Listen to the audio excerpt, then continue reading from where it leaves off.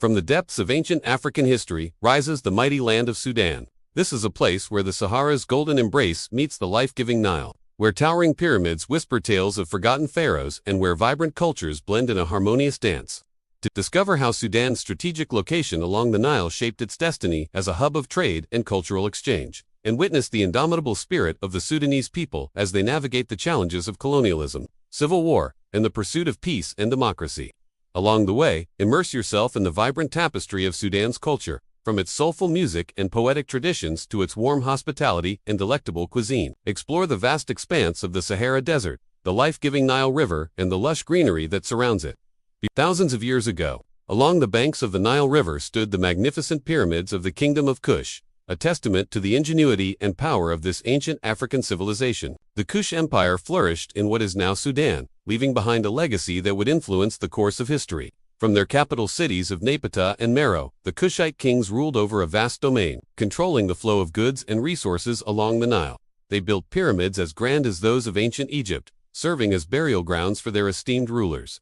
The most iconic pyramid in Sudan is the so-called Black Pyramid of Meroë, which stands out due to its unique construction materials. Unlike the limestone and granite used in Egypt, the Nubian pyramids were built primarily from mud brick. However, don't let this material deceive you. Standing at a height of 104 feet, the Black Pyramid is actually larger than the Great Pyramid of Giza.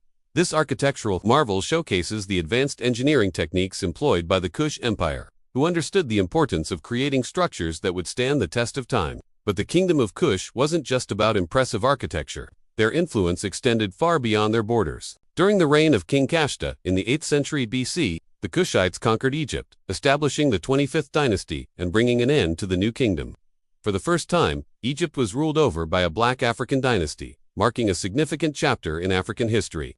The Kushite pharaohs, including the legendary Taharka, successfully defended their realm against external threats, showcasing their military prowess and strategic brilliance.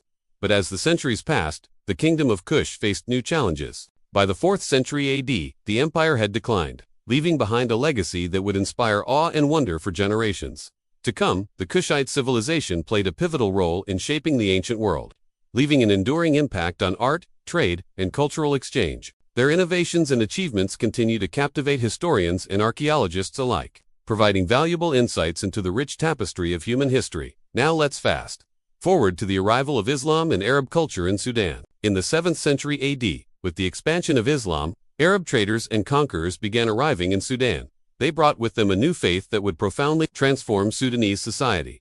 The peaceful spread of Islam led to the establishment of early Muslim communities, which coexisted with indigenous beliefs and traditions. This fusion of cultures resulted in a unique blend of African and Arab influences, laying the foundation for Sudan's distinct cultural identity.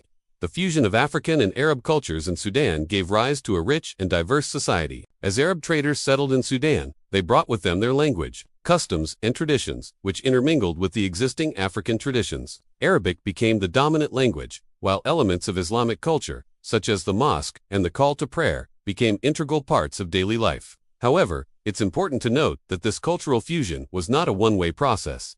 African elements also found their way into Islamic practices. For example, the traditional Sudanese cap called the taqiyya incorporates African designs and patterns, reflecting the harmonious blend of the two cultures. The Fula people are an ethnic group with origins in West Africa who migrated to Sudan over several waves, starting around the 15th century. They primarily settled in the non-Arab regions of Sudan, particularly in the Nuba Mountains and parts of Darfur.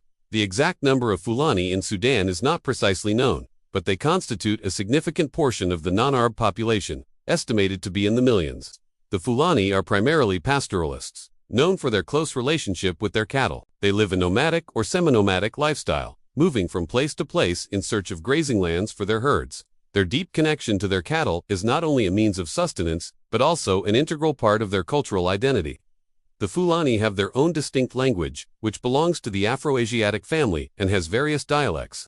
They also have a rich oral tradition, preserving their history, customs, and beliefs through stories, songs, and poems. Their social structure is typically characterized by a hierarchical system with elders playing a central role in decision-making and maintaining social order. The Fulani have a strong sense of community and cooperation, working together in groups to manage their herds and protect their interests. They have a deep understanding of their environment and animal husbandry practices, that have been passed down through generations.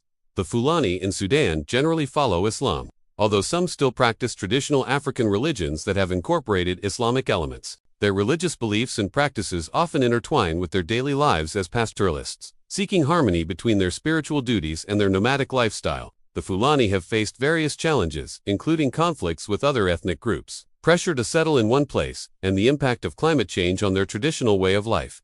Nevertheless, they have shown resilience and adaptability, preserving their cultural heritage while engaging in efforts to promote peace and development in Sudan. The Fulani represent a significant part of Sudan's cultural diversity, contributing to the country's rich tapestry of ethnic groups and traditions. Their nomadic lifestyle, deep connection to their cattle, and harmonious blend of Islamic and African influences make them a fascinating and integral part of Sudanese society. In the 19th century, Sudan became a battleground between two competing forces seeking to control the region. On one side was Egypt, then ruled by the Ottoman Empire, which aimed to expand its influence southward. On the other side were British colonial interests, which sought to secure access to the Nile River and the resources of Sudan.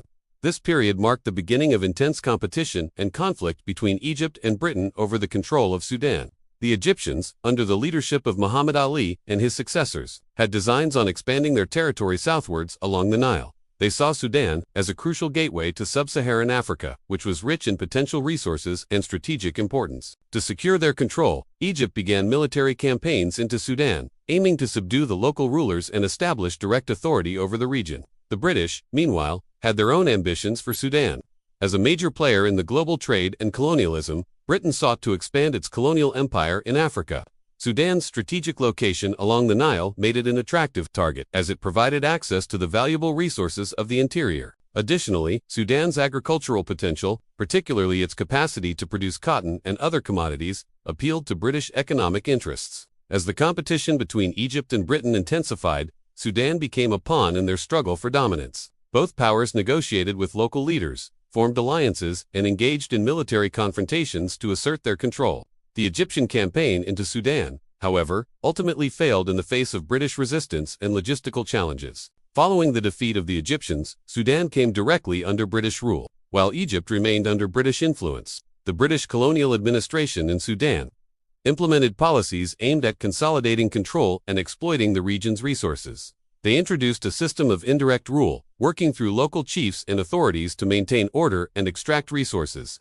The British also invested in infrastructure projects such as railways and roads to facilitate the transportation of goods and troops. The colonial government encouraged the growth of cash crops like cotton and encouraged immigration from other parts of British Africa to work on plantations and in mines. Under British rule, Sudan's economy was largely geared towards producing raw materials for export to Britain. While the British extracted wealth from Sudan, they also introduced some educational and medical institutions. However, these developments were primarily intended to serve the needs of the colonial administration rather than the Sudanese population. The British policy of divide and rule aimed at creating divisions among the different ethnic and religious groups in Sudan. This policy contributed to the emergence of regional identities that would later play a significant role in post-colonial politics. As the 20th century progressed, Sudanese nationalism grew, advocating for self-rule and independence from British control. By the mid-20th century, Sudan's journey toward independence was underway, culminating in the country's official recognition of full sovereignty in 1956. We've arrived at a pivotal moment in Sudanese history, the year 1956. Sudan's long journey toward independence from British rule reaches its culmination. On this day, the Union Jack is lowered, and the Sudanese flag with its vibrant green, red, and blue colors is raised high above the capital city, symbolizing a new era of freedom and self-determination for the nation. But this moment of euphoria and hope comes with its share of challenges. Sudan steps onto the international stage as a sovereign nation, inheriting a complex web of issues that threaten to overshadow its bright prospects. Ethnic tensions simmering beneath the surface threaten to erupt into violence, threatening to tear the nation apart. The diverse communities of Sudan, including the Arabs, Africans, Berbers, and others, have long harbored grievances and mistrust, which could potentially lead to widespread unrest and instability. Furthermore, Sudan's economy finds itself in precarious condition. The country's finances are strained, burdened by a legacy of neglect and underdevelopment during colonial rule. With limited resources and infrastructure, Sudan faces the daunting task of building a sustainable economy that can provide for the needs of its people. The absence of strong and effective institutions plagues the newly independent nation, Decades of colonial rule have left Sudan with weak governance, structures, and a lack of qualified leadership, raising concerns about the country's ability to function effectively and provide stability and prosperity for its citizens. But amidst these challenges, the spirit of hope and unity prevails. The Sudanese people, united by their desire for a better future, come together to chart a path forward for their nation. Leaders emerge with visions of creating a prosperous and inclusive Sudan, dedicated to justice, equality, and peace. The road ahead is fraught with difficulties, but the Sudanese people are determined to overcome the obstacles and build a nation that can stand as a beacon of hope and progress in Africa.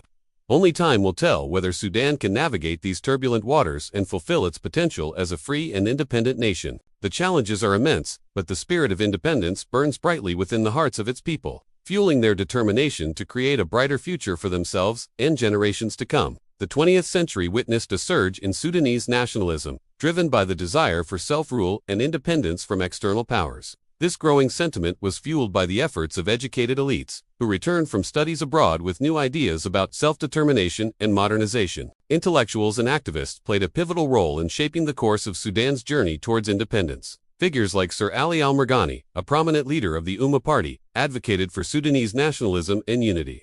Through political organizations and intellectual discourse, they mobilized public opinion, raised awareness about colonial injustices, and inspired Sudanese people to demand self-rule and national unity. The demand for independence gained momentum as Sudanese intellectuals and political parties intensified their campaigns, organizing protests, strikes, and intellectual movements to exert pressure on the British colonial administration. This growing national consciousness was a significant step towards Sudan's eventual independence. Sudan's eventual independence from British rule was a momentous occasion that marked the end of colonial rule and the beginning of a new chapter in the country's history. On January 1, 1956, Sudan officially became a self-governing nation, marking a significant milestone in its journey towards freedom and self-determination.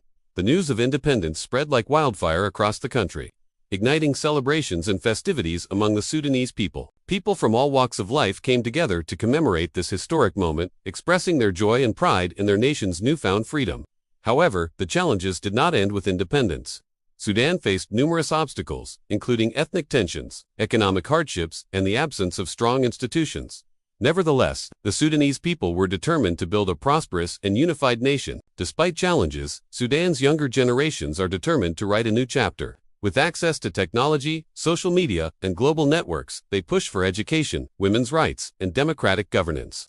The image of Ayla Salah, a young woman in white robes, standing atop a car and leading chants during the 2019 revolution, became an icon of this new Sudan where courage and hope rise even in the face of repression. Sudan's story today is one of contrasts. Pyramids rising silently in the desert while protests shake the capital. Fertile farmlands feeding communities even as hunger threatens others.